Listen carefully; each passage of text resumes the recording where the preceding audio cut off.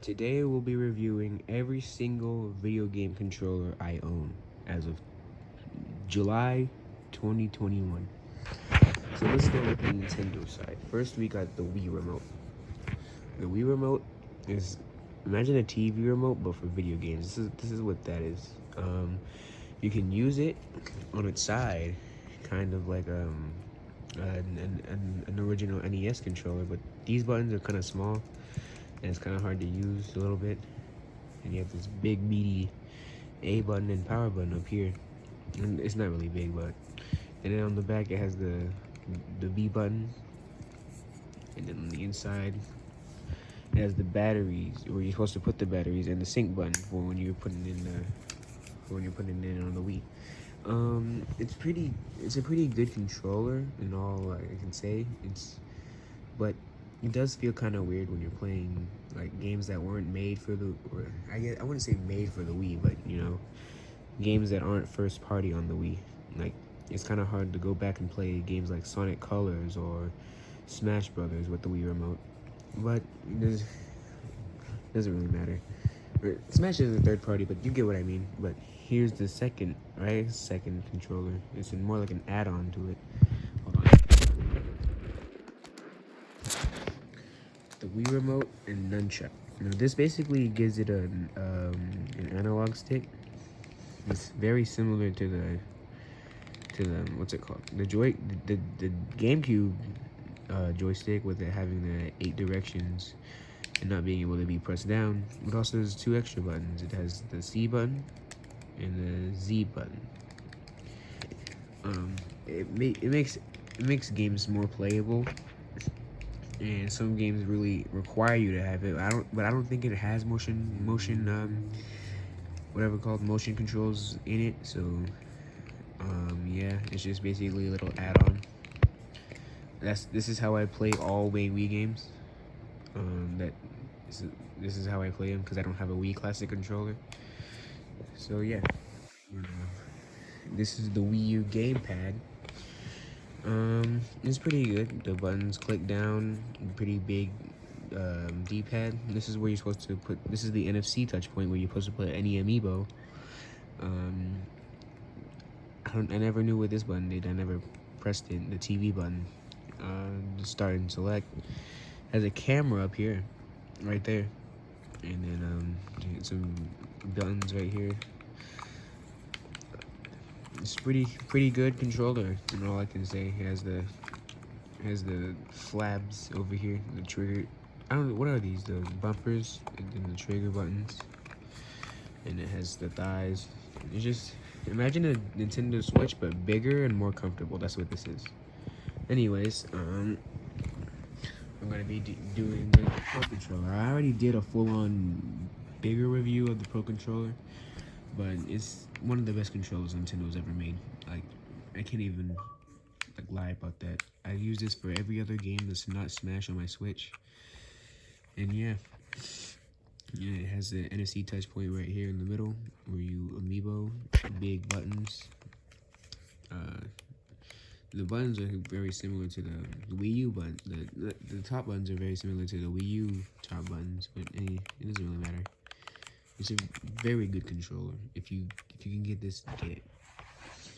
Now, this is the GameCube controller. This is, I think, the best controller Nintendo has ever made, to be honest, in my opinion. Only a start button. I'm not sure why they didn't have a select button, because every other console at the time had one. But anyways, very mediocre D-pad. Actually, now that I think about it, my opinion is starting to change. Yeah, very mediocre D-pad. Small C-stick, but the button layout is very good compared to these controllers that I'm reviewing today. It's a very nice button layout. You can't really play classic games on it because the Y button is all the way up here. It's kind of hard to reach. But yeah, it's alright. And no second trigger button, only a Z button, and then the analog and digital. So you can just either do that or you can press it down. It's pretty cool. And yeah, very nice D-pad. It's starting to yellow a little. I mean, not very nice D-pad. Very nice controller. It's starting to yellow a bit right there, but it's alright. And then yeah. Now I'm going to review these as separate controllers. Now this is the Joy-Con. Um, it's all right. It's very prone to hardware issues. This is my second blue Joy-Con. You can hold it, you can like play with it like this, but I don't know why you would do that. And you can also play with it like this for games like Let's Go Pikachu, but still it's very small. But does have a lot of stuff in here. Like on the right Joy-Con, it has the MSC touch point on the joystick. So yeah, but it's just very small and compact. Not really something for me unless I'm playing in handheld mode. Now we're gonna review the Joy-Cons separately outside of the grip. Imagine the Wii Remote and joystick, not the Wii Remote and nunchuck, but this one has a D-pad now, and it's very small. That's just basically what it is. Now, when you have the grip attached, though, hold on.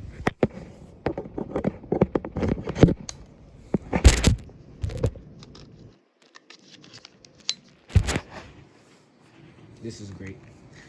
This is really great.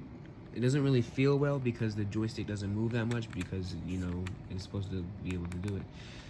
It's supposed to be able to go in a handheld mode too, but still, sometimes it can feel a little bit awkward.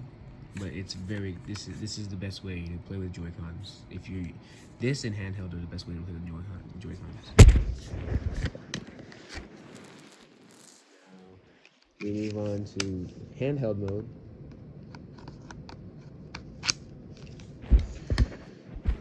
This is how most people will probably play their Switch. This is the second best. Probably not the actual best because it doesn't have the thighs and the thighs. But yeah, you either play with this or play with the other way. Just because those are just the best how you play the games and stuff on Switch. Or if you can get a Pro Controller, then you get that. Now we're going on to Xbox controllers. This is my Xbox 360 controller. It's a little bit old and torn, but this is a great controller, especially for a system like the Xbox 360, which was already a great system, better than the PS3. And yeah, great controllers. Nice buttons. It just looks nice. This is the home button, and as you can see, right where the buttons are, or the 1, 2, 3, and 4, it'll tell you which player you are. So if you're player 1, you'll be on this side, player 2 will be on this side, so on and so forth. The start and select buttons right there. The D-pad is kind of mid, but yeah, you work with what you got, you know. The joysticks are great. These are beautiful. These are the triggers and bumper buttons, they're pretty neat. Not as good as the Xbox One, but I think they're the best at the time.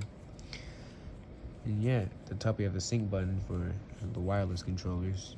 And yeah, it's a little bit old and dirty. I need to clean it. And I haven't really used it much since I only really recently found my Xbox 360, but very good controller. This is the definitive way to play games that were released in the 360 PS3 days. This is the definitive way. Now we're on to the Xbox 360 controller, or not the Xbox One controller. Yeah, this is also, imagine everything that this controller did, and it improved upon it. Because this was already the greatest controller on the market, and then they just made it better. Very clickier buttons. Unfortunately, start and select and this generation are replaced by 2 squares and 3 lines. The D-pad is better. The joysticks have this little grip on them, and it's easy to grip on. And yeah, it's kind of weird going back to controllers that do not have the grip, because I know Nintendo with the Pro Controller actually has some form of mediocre grip, and the Joy-Cons have the rubber thing with the edges. But this is great. It kind of feels like tire tracks. Yeah, the triggers are more meatier, bigger, and so are the bumpers, and I say a better home button since it's at the top and a little bit more out of the way than being in the middle. Yeah, great controller. I think it's better than the PS4 controller, to be honest. This is my only PlayStation related controller. The D-pad is 4 buttons instead of being an actual D-pad. It has a touchpad right here. I've only used it for Miles Morales and Spider-Man. Options and share button. If you press this, it'll take a screenshot, I think. And if you press this is just pause. Square, X, circle, triangle. Yeah, this is the PS button. This is basically the. Oh, I accidentally turned it on, but this is just like the home button for Xbox. These buttons are really sensitive. I don't know why. Because like they can be pressed down by like the slightest touch. Well, on the Xbox controllers and stuff, well, they're still kind of sensitive. They can still like withstand touch, you know. But on this one, it's just very sensitive.